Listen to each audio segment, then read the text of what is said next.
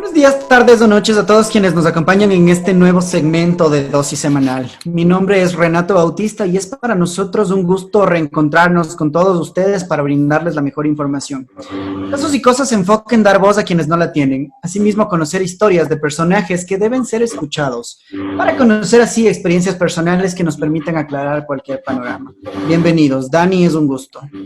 Sean todos y todas bienvenidos. Es justo y necesario recalcarles que estamos aquí para dar voz y oído a quienes lo necesitan. Queremos mostrar la realidad de la cual nadie habla. Te saluda Daniel Altamirano. No estamos aquí para indicar el número exacto de casos referentes a violencia de género dentro del Ecuador, tampoco para darle clases al gobierno de cómo manejar esta situación. Estamos aquí para escuchar a las personas que han pasado por varias crisis de este tipo, pues creemos firmemente que todos tenemos derecho a expresarnos. A lo largo del tiempo, años atrás, meses atrás, días atrás e incluso horas atrás, hemos visto que la violencia tanto física como psicológica ha venido siendo el pan de cada día. No ha pasado un día en el cual no se presente un caso de violencia de género. Ha sido un tema que ha venido tomando fuerza y sin duda alguna debe seguir fortaleciéndose para erradicar de una buena vez estos casos. Nos acompaña Nicole Arteaga. Ella fue víctima de abuso de parte de su expareja sentimental, integrante de una reconocida banda nacional. Su caso fue expuesto en redes sociales y a partir de ahí el público supo de este caso de agresión. Nicole, primero que nada queremos agradecer tu presencia en este espacio. Queremos decirte también que es muy importante para nosotros obtener tu criterio. Quiero preguntarte cómo te encuentras, cómo ha estado tu día. Hola chicos, muchas gracias por invitarme y bueno, quiero agradecerles por abrir estos espacios que son súper importantes para que todos podamos expresarnos y hablar de temas que nos competen a todos en la sociedad, como es la violencia de género. Estoy bien, sí, estoy pasando por un proceso doloroso todavía, pero cada día estoy tratando de estar mejor, ¿no? Estoy bien, gracias. Espero que ustedes también estén súper bien. Perfecto, Nicole. Bueno, antes que nada, bienvenida también. En realidad es muy admirable de tu parte, primero por haber hecho público el caso, porque muchas personas no se atreven a hacerlo, y segundo por poder darte esta oportunidad de conversar y poder exponer el caso y atrás de eso hay muchas cosas, ¿no? Poder sacar esta verdad que está oculta, como tú dices, en la sociedad para que muchas personas puedan evidenciar que esto es real y esto se vive en el día a día. Quiero hacerte una pregunta súper enfocada al caso. Quiero preguntarte, ¿qué pasó por la cabeza de Nicole posterior al caso de maltrato? ¿Qué pasó? ¿Cuál ha sido la constante lucha para superar este episodio? Bueno, creo que la lucha más importante ha sido la lucha que tengo conmigo misma, porque es súper complicado como reintegrarse a todas tus actividades, a todos tus sueños, a todo, hasta tu familia o a tus amigos, porque cuando estás en estas relaciones te aíslas mucho. O sea, la persona que abusa de ti te aísla totalmente de tus metas o de tu familia. Entonces, esa es la lucha más grande que voy tratando de llevar todos los días, de poder levantarme y decir, bueno, lo logro y puedo como que reintegrarme a todo lo que yo quería hacer con mi vida. Es importante. A través de esto quisiera referirme, tú hablas de una lucha, pero muchas personas al principio de el querer hablar sobre este tema no saben tal vez a dónde dirigirse, quién les puede ayudar y va con ello mi pregunta. Quiero saber qué tanto conocimiento tenías tú referente a instituciones, lugares o personas a las cuales tú podías ir a golpear su puerta y decir, miren, saben que tengo este problema de violencia, ayúdenme. ¿Qué tanto conocimiento tenías de esto al principio de tu caso?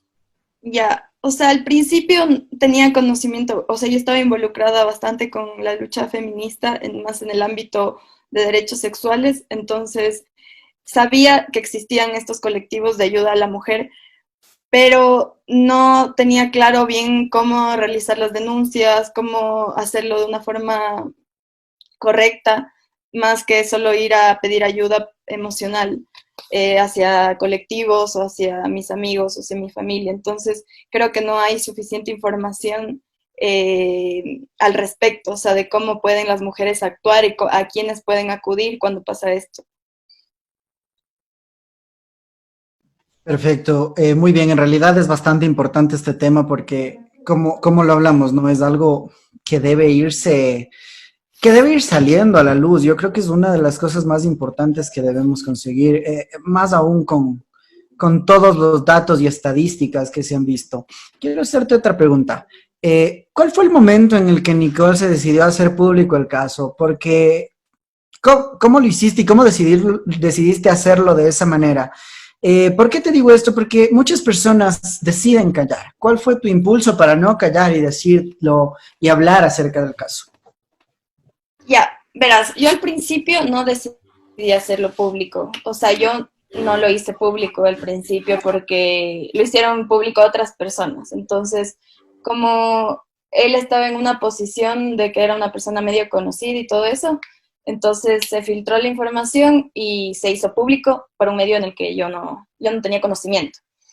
Tampoco me molestó porque después entendí que es necesario que se sepa primero que se sepan que es algo real, que es algo que pasa, que no es algo que nos inventamos, que no es algo que solo se dice a voces, sino que es algo real.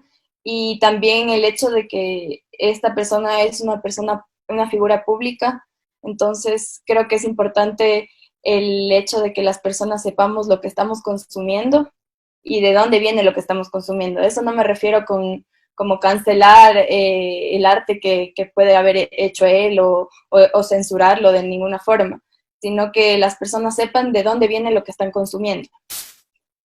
Y yo decidí hacerlo público después, o sea, contar, no puedo contar exactamente la historia porque yo todavía estoy en un proceso legal, pero yo decidí hacerlo público porque al principio no pasó un proceso legal con el que yo estaba de acuerdo.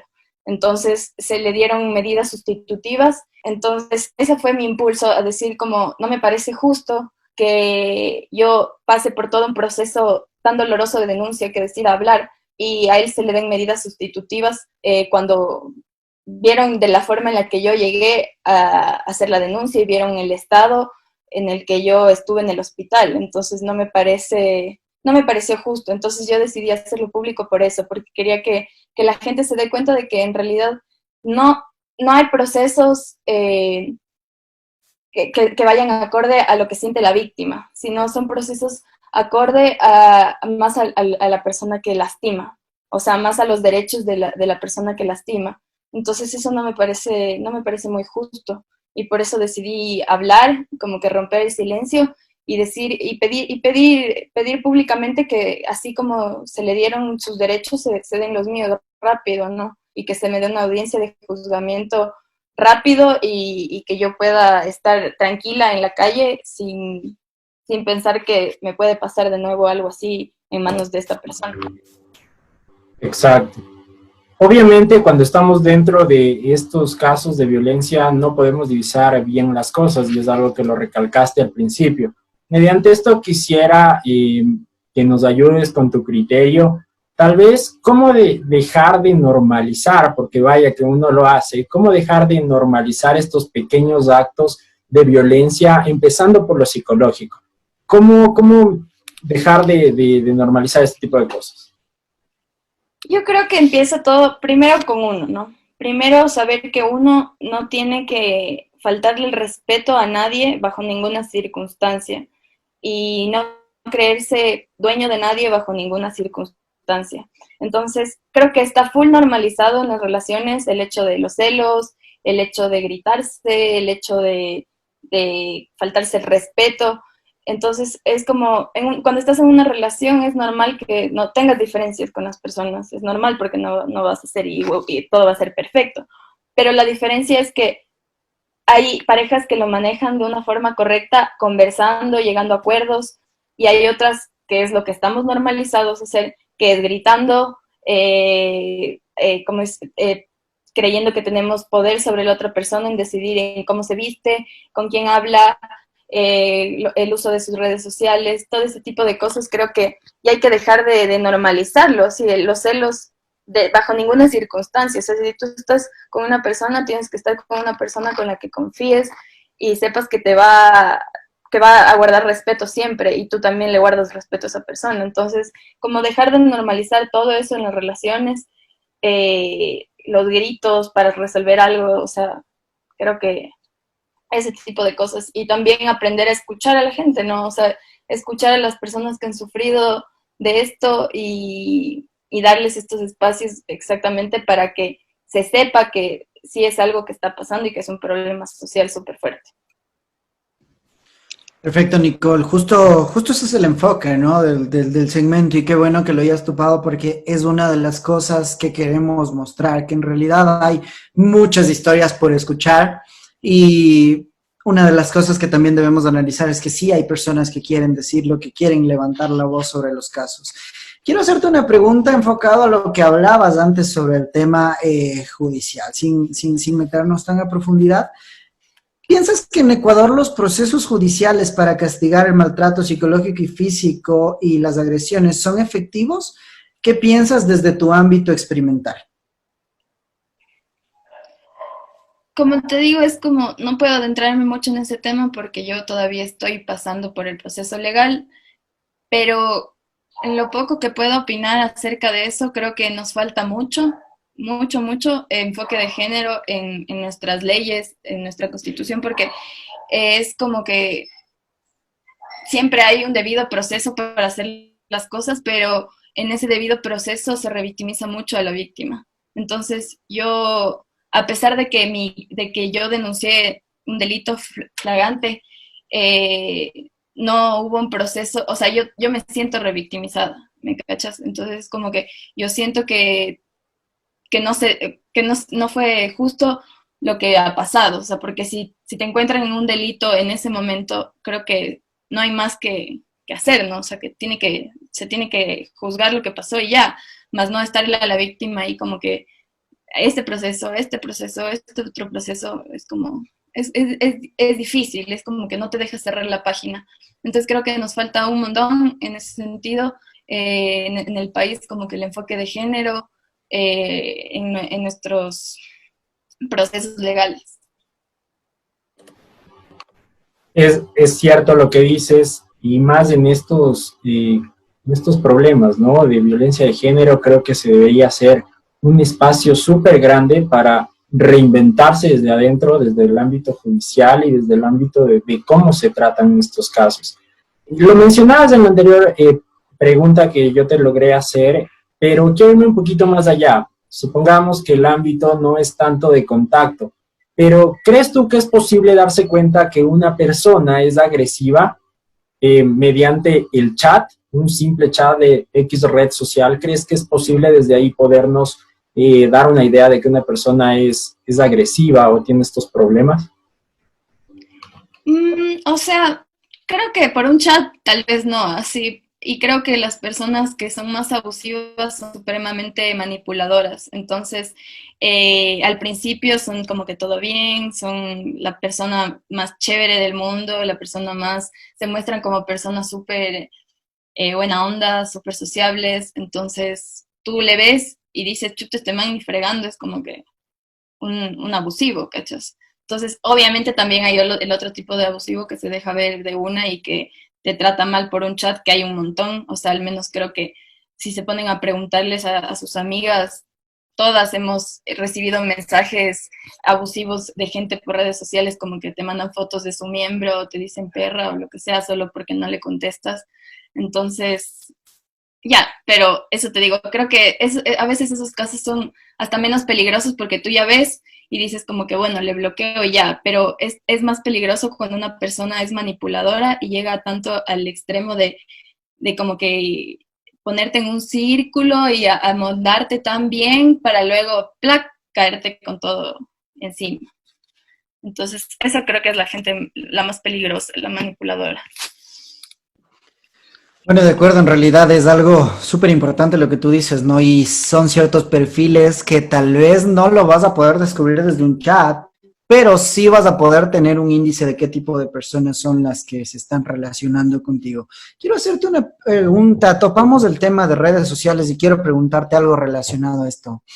Bueno, en una sociedad evidentemente machista, ¿tú recibiste algún mensaje, bueno, aparte de los 1000 mensajes de apoyo que que tuviste en el caso en redes sociales, ¿tuviste alguno que te haya hecho pensar qué tan mal está la sociedad? ¿A qué me refiero con esto? Hace unos días yo veía una publicación sobre el caso de una persona que había desaparecido y la gente tiende a comentar juzgando a estas personas, ¿sí? En vez de hablar del tema del bienestar de la víctima, en vez de hablar de qué fue lo que pasó, la gente tiende a juzgar. Entonces, ¿tú tuviste este tipo de mensajes en tu caso? Es increíble, pero en redes sociales pasa. Sí, sí tuve mensajes negativos. O sea, desde el hecho a que, por ejemplo, si tengo alguna foto en mi Instagram o en mi Facebook que no es, como te digo, aceptable o que, no sé, que tal vez puede ser provocativa para muchas personas, me dijeron que por eso él me había pegado, que porque yo soy una perra, porque yo soy una etcétera, un montón de insultos en los cuales, bueno, yo prefiero como ignorar porque creo que las personas que dicen ese tipo de cosas no tienen nada en su corazón ni en su cabeza. Entonces, creo que está full enferma la sociedad porque siempre tratan de echarle la culpa a la víctima y de lo que hace o de lo que hizo para provocar lo que pasó, cuando en realidad no importa lo que, o sea, no importa lo que hiciste para provocar eso, o sea, importa que una persona racional no reacciona así, ¿me entiendes? O sea, una persona racional no reacciona, o sea, no te golpea porque no está de acuerdo con algo que ve en tu celular.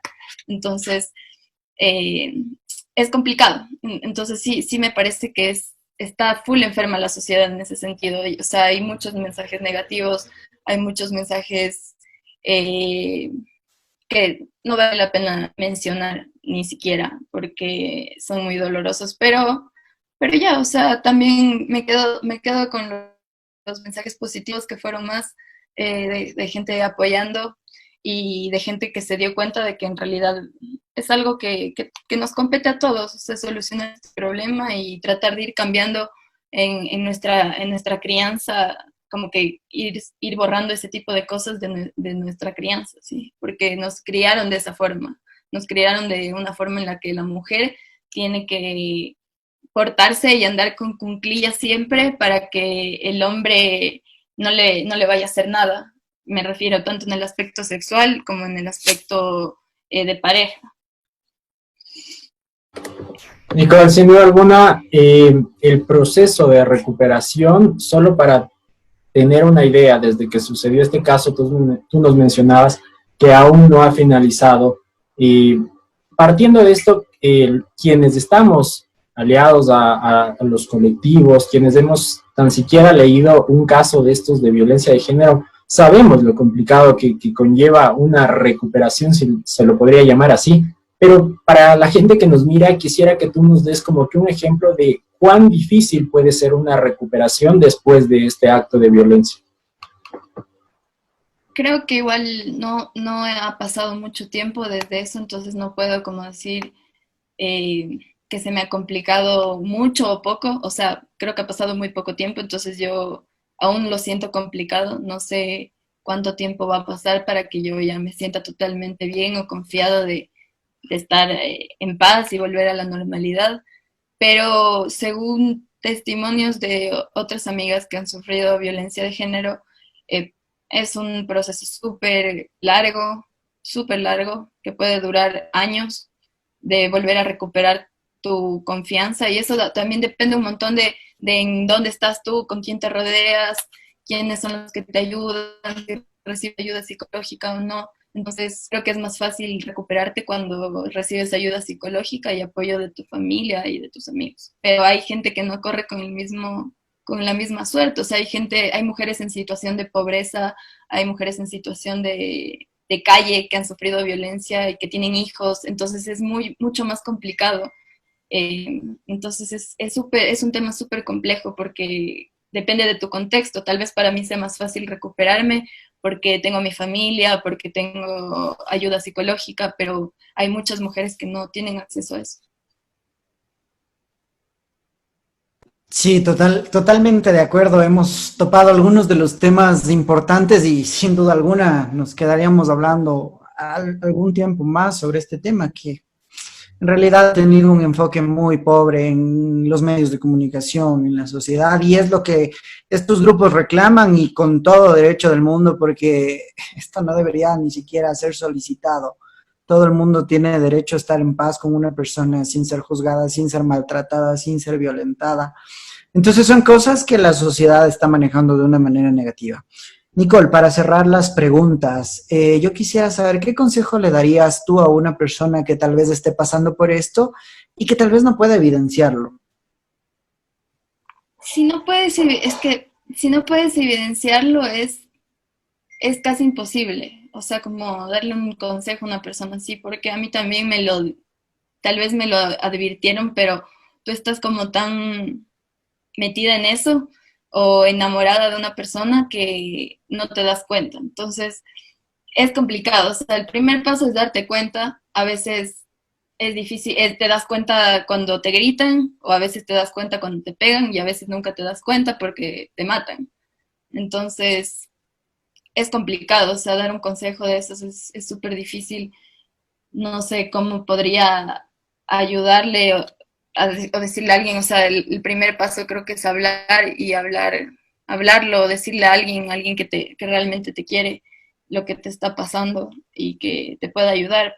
Pero es full difícil porque como te dije anteriormente, el contexto depende full, hay gente que está totalmente sola o que incluso ni siquiera tiene acceso al internet para saber lo que le está pasando o lo que está pasando en el mundo.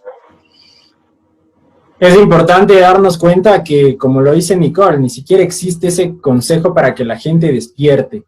Entonces, tenemos que ponerle énfasis a estos temas, tenemos que tocar puertas tal vez con esto desde nuestras trincheras, independientemente de la profesión o estatus social o lugar que ocupes en este mundo.